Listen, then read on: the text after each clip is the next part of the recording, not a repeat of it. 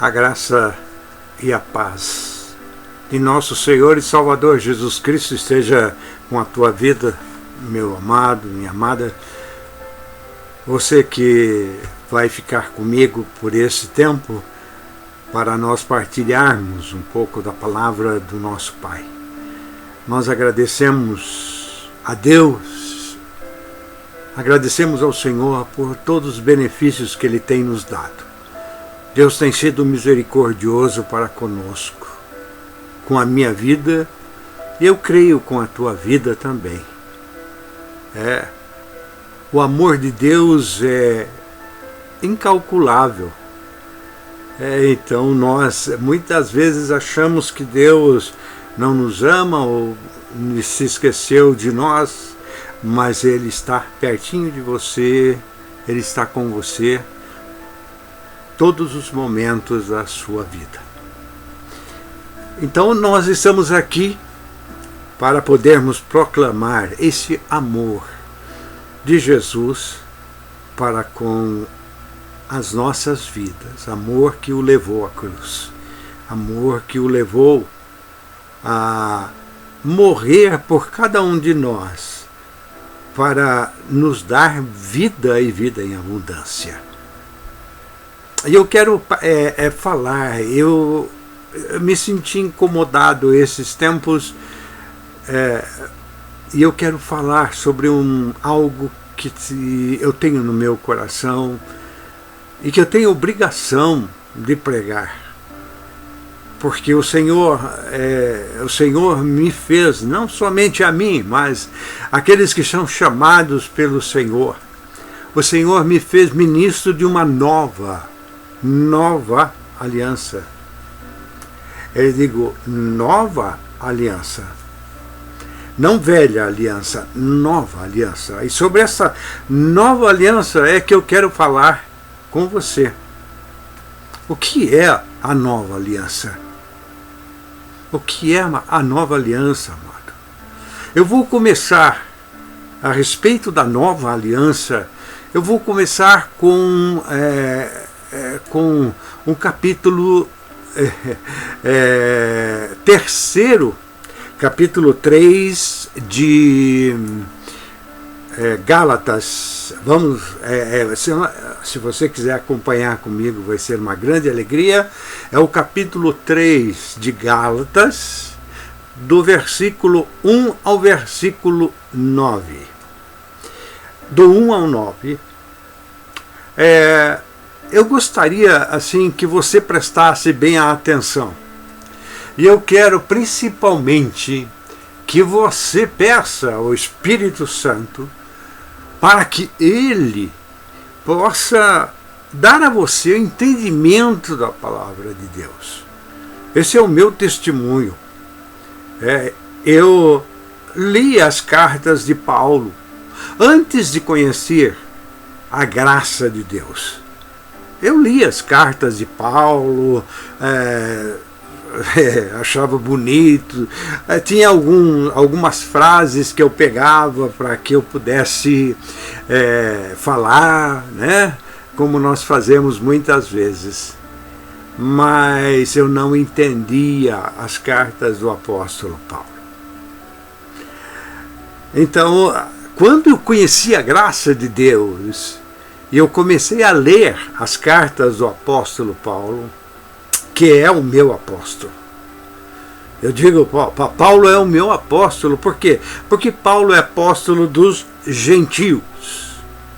Ficou acertado entre ele e Pedro, que Pedro iria para os circuncisos, que eram os judeus, e Paulo ficaria com os incircuncisos, que eram os gentios, que não fazia parte do povo judeu, que sou eu, é você, uma boa parte, hoje é uma boa parte do mundo, nós não somos de origem judaica, nós somos de origem gentílica. Então, o que os Gálatas, eles conheceram a graça de Deus. Eles conheceram como eles deveriam viver numa comunidade. Eles conheceram a maneira de se falar com Deus, a maneira de se viver, a maneira de se amar, a maneira de se perdoar. Eles conheceram tudo a respeito da nova aliança. Porque o apóstolo Paulo, por revelação de Deus, ele diz: eu não recebi isso de homem algum, eu recebi do Senhor. Paulo recebeu tudo isso que nós hoje lemos aqui, as cartas, suas cartas, todas elas recebeu do Senhor. Então, por isso, nós temos que ter um amor muito especial por essas cartas também. Eu tinha uma igreja, eu era uma pessoa que fazia muitas campanhas. Eu fazia uma igreja pentecostal que eu estava, eu fazia muitas campanhas, terminava uma, eu já estava pensando na próxima. Terminava que eu já estava pensando em outra. Por quê? Porque as campanhas seguravam as pessoas, botava medo nelas, fazia um monte de coisa. Bom, quando eu conheci a graça de Deus, eu comecei a pregar. Eu parei de fazer campanha e comecei a pregar a palavra de Deus. Quando me conscientizei de que eu era ministro de uma nova aliança, não de velha, mas de nova aliança, eu parei com tudo aquilo que eu fazia e comecei a pregar esta nova aliança que foi feita na cruz do Calvário com Cristo Jesus. Existe uma separação muito grande. Antes de Cristo, a vivência com Deus era uma. Depois de Cristo, a vivência é outra. Longe de mim eu dizer que o Antigo Testamento não é inspirado. O Antigo Testamento é inspirado, logicamente, por Deus. Só que eles tinham uma maneira, um jeito de cultuar a Deus, de agradar a Deus, diferente do que nós hoje temos. O Antigo Testamento não serve como norma de vida para nós nos dias de hoje. E nós temos que nos conscientizar disso. Eu não estou menosprezando o Antigo Testamento. Ele é uma lição de homens e mulheres que confiaram em Deus, que viveram no seu tempo, viveram realmente debaixo da vontade, do temor, do amor de Deus. Mas eles tinham certos costumes que hoje nós não podemos mais colocar. Então, quando Paulo recebeu do Senhor a palavra da graça, essa palavra foi escrita exclusivamente para os gentios. Para os gentios. Ele até ficou bravo com Pedro. Por quê? Porque Pedro ia lá dos gentios e vivia do jeito que os gentios viviam. Comia, bebia, fazia um monte de coisas ali com os gentios, e não estava nem aí, ia falar a verdade. Aí Paulo chegou para Pedro e repreendeu. Você quer que os gentios vivam como judeu? Se você não vive como um judeu quando está no meio do gentio, que exemplo você dá? Então, nós temos que nos conscientizar de que hoje nós vivemos debaixo da graça. Hoje nós vivemos debaixo da graça, não debaixo da lei. Existe uma música, um louvor da Comunidade da Graça. Eu me esqueço o nome, não vou tentar lembrar o nome aqui agora, tá? Mas que diz, porque estais, é a palavra, é o que o apóstolo Paulo fala, porque estais debaixo da graça e não debaixo da lei. O pecado não mais terá domínio sobre vós, porque estais debaixo da graça e não debaixo da lei. No Antigo Testamento estávamos debaixo da lei. No Novo Testamento estamos debaixo da graça. Mas pode ver que existe Antigo Testamento, Novo Testamento. Então são dois. E um bem diferente do outro. Se você vive neste primeiro, você é incapaz de viver no segundo. Ou você vive pela lei ou você vive pela graça. Quando no Apocalipse, Jesus disse, ou você é quente ou você é frio, os mornos eu vou vomitar pela boca. Eu não entendia, mas hoje eu entendo. Ou você é da lei ou você é da graça.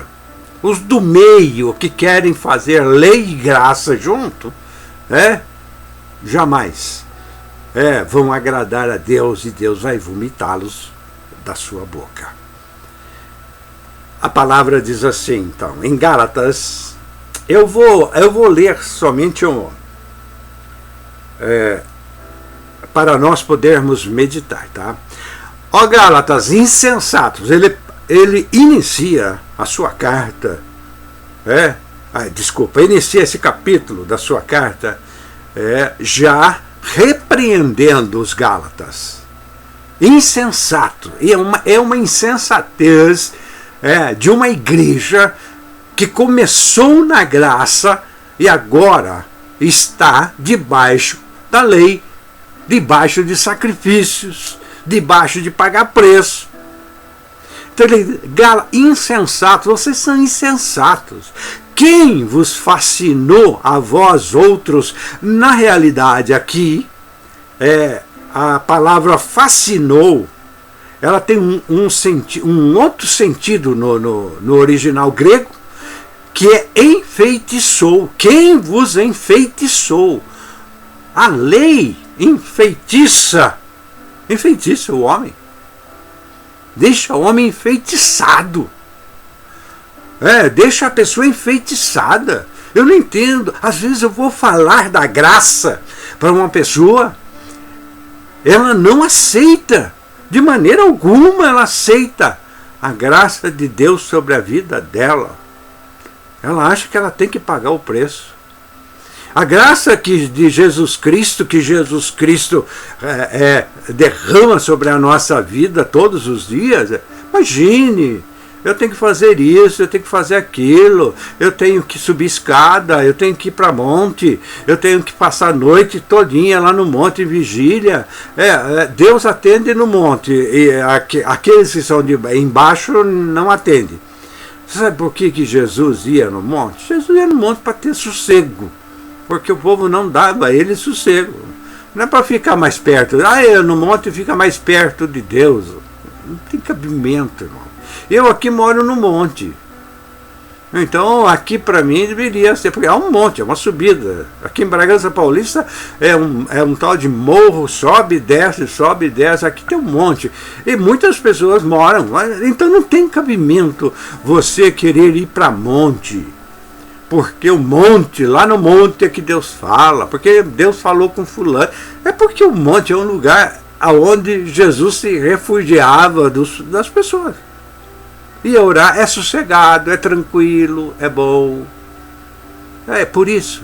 Bom, em Gálatas, seus insensatos, quem vos enfeitiçou a vós outros? Antes cujos olhos foi Jesus Cristo exposto como crucificado. Jesus foi exposto para eles como crucificado, que levou os nossos pecados. que fez o nosso sacrifício, que nos deu a bênção de podermos ter a salvação gratuitamente, pela graça. Pela graça sois salvos, mediante a fé. Isto não vem de vós, isso é um dom de Deus, dom que Deus dá. Então ele está falando aqui, nós apresentamos para você. Isso está em Efésios capítulo 2, versículo 8. Pela graça sois salvos. Então nós somos salvos pela graça de Deus. Não é o meu merecimento, não é o meu sacrifício que faz com que a graça, que a salvação venha até a minha vida. Não é porque a minha mãe jejuou por mim, porque meu pai jejuou por mim, porque minha tia jejuou por mim, porque oraram por mim, me perdoa. Aquelas pessoas que oram, continuam orando, porque nós não sabemos. Para quem Jesus realmente vai agraciar com a salvação. Ele sabe, de cada um. Mas nós não sabemos. Então ele diz, olha, nós colocamos diante de vocês um Cristo crucificado. O Cristo crucificado morreu para que você pudesse ter vida, e vida em abundância. Agora, se Cristo morreu por causa de você, se Cristo morreu pela tua vida, para que ele, a palavra de Hebreus diz que ele ofereceu um único e suficiente sacrifício, um sacrifício perfeito pela tua vida. Por que você precisa oferecer um outro sacrifício para ele? Um outro sacrifício para Deus?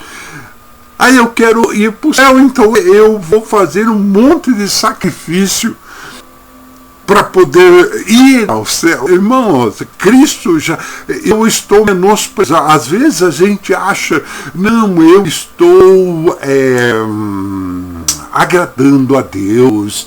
Eu vou agradar a Deus, eu vou fazer 3 dias de jejum. Eu vou ficar em recolhimento. Eu vou fazer isso, eu vou ter lá uma semana quieto, sem falar com ninguém, fazendo isso. Irmão, tem muitas coisas que nós vamos lá, como diz o Antigo Testamento, eu não me lembro onde, mas tem muitos sacrifícios que nós podemos chamar que são sacrifícios de tolo. São pessoas tolas que fazem esse tipo de sacrifício. Então é melhor não fazer. Sabe, Deus, ele quer a única coisa que agrada a Deus. A palavra, o que agrada a Deus é a fé. Porque sem fé é impossível agradar a Deus. Sem fé, vou dizer outra vez, sem fé é impossível agradar a Deus. E fé não é vela, fé não é água, fé não é óleo, fé não é tijolinho, fé não é cimento, fé não é sabonete ungido, fé não é perfume santo.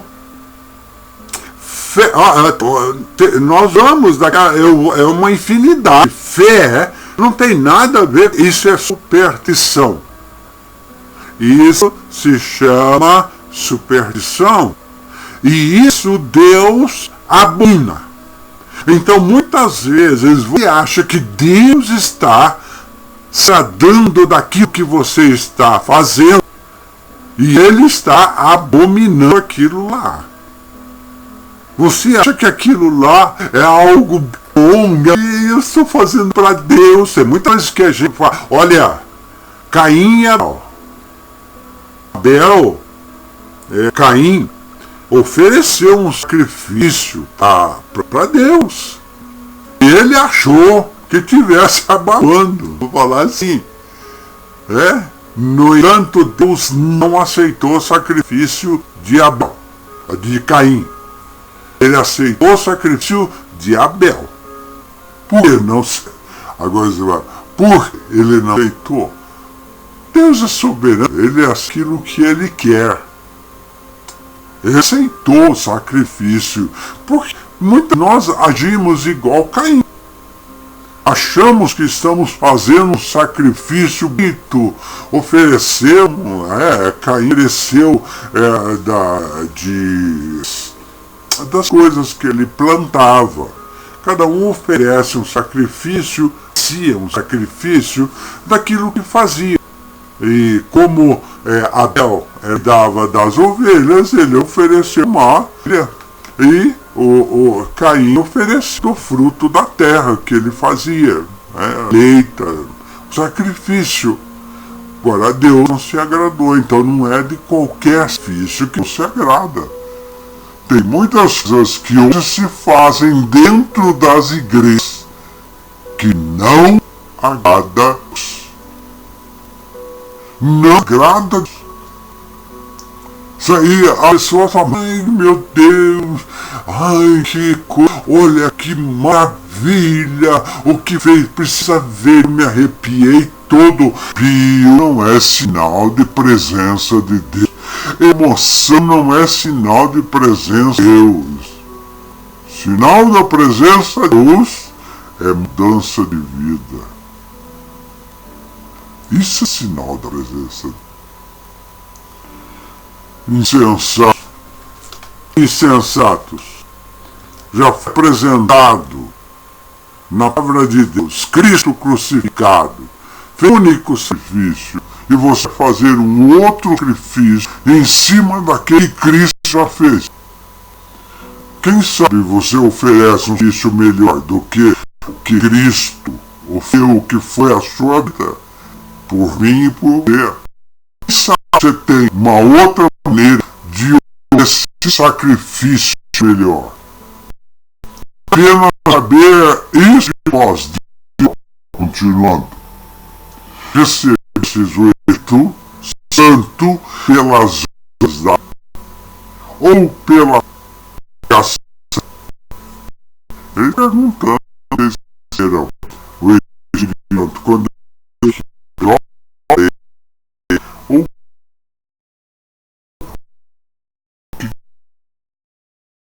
nossa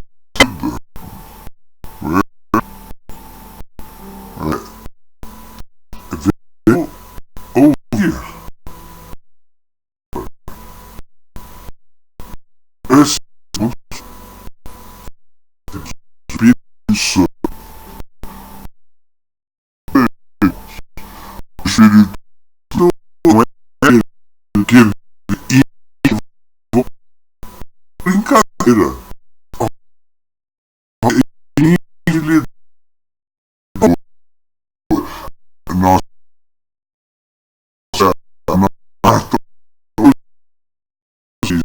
criança, vocês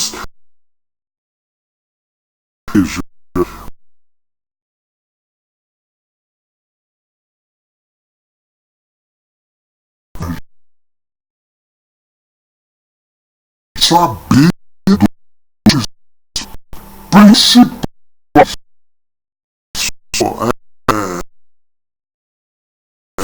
sempre voltou militares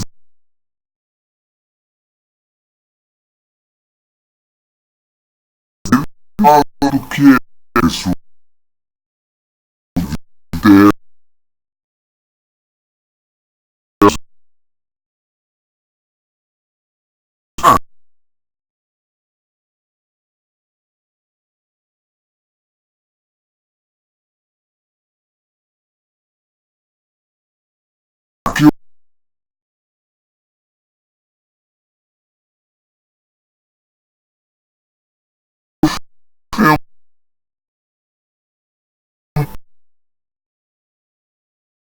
não seja isso.